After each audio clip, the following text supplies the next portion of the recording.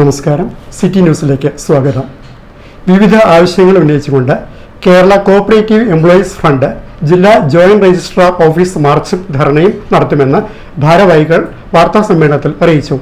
25 രാവിലെ 10:30 ജില്ലാ joint registrar ഓഫീസിലേക്ക് നടത്തുന്ന പ്രതിഷേധ മാർച്ചും ധർണയും മുൻ MLA അനിൽ അക്കരെ ഉദ്ഘാടനം ചെയ്യും. അതുപോലെ തന്നെ നമ്മുടെ ജീവനക്കാരെ ബാധിക്കുന്ന ഒരു 1:4.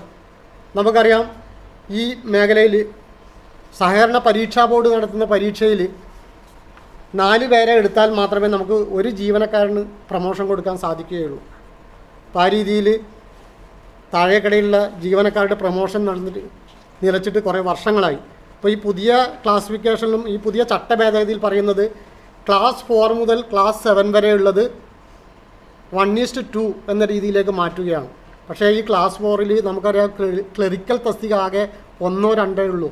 അപ്പോൾ ആ നിയമഭേദഗതി കൊണ്ട് ഈ പറയുന്ന 1:4 യാതൊരുവിധ ജീവനക്കാർക്കുണ്ടാകുന്ന ഒരു ആനുകൂല്യവും ലഭിക്കുന്നതല്ല. അതുപോലെ തന്നെ 1:1 അസിസ്റ്റൻറ്റ് സെക്രട്ടറിമാർ, അതുപോലെ തന്നെ ചീഫ് അക്കൗണ്ടൻറ്റുമാരുടെ തസ്തിക. 100 കോടി രൂപയിലധികം വർക്കിംഗ് ക്യാപിറ്റലുള്ള സംഘങ്ങളിൽ പുതിയ ചട്ടഭേദഗതി പ്രകാരം ഒരു അസിസ്റ്റൻറ്റ് സെക്രട്ടറിയെ പരീക്ഷാ ബോർഡിൽ നിന്ന് എടുത്താൽ മാത്രമേ നിലവിലുള്ള സംഘത്തിലെ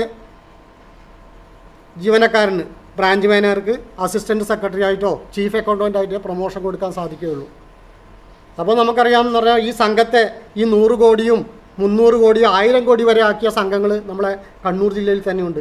അത്തരം സംഘങ്ങളെ വളർത്തുന്നതിന് പ്രധാന പങ്കുവഹിച്ച ഈ ജീവനക്കാരൻ്റെ പ്രൊമോഷൻ അവിടെ തടയപ്പെടുകയാണ്. പുതുതായി പരീക്ഷാ ബോർഡിൽ നിന്ന് വരുന്ന ജീവനക്കാരൻ അസിസ്റ്റൻറ്റ് സെക്രട്ടറി ആകുകയും അദ്ദേഹത്തിൻ്റെ കാലാവധി വരെ എന്ന് പറഞ്ഞാൽ നമ്മുടെ ഈ പ്രൊമോഷൻ ലഭിച്ച ജീവനക്കാരൻ ഏകദേശം 56, 55, 57 വയസ്സ് കഴിഞ്ഞവരായിരിക്കും. അവർക്കൊക്കെ ഒരു കാലത്തും ഇനി അതിൻ്റെ സെക്രട്ടറി പോസ്റ്റിലേക്ക് വരാൻ പറ്റാത്ത രീതിയിലുള്ള ഒരു ചട്ട ഭേദഗതി കൂടി വരുന്നുണ്ട്.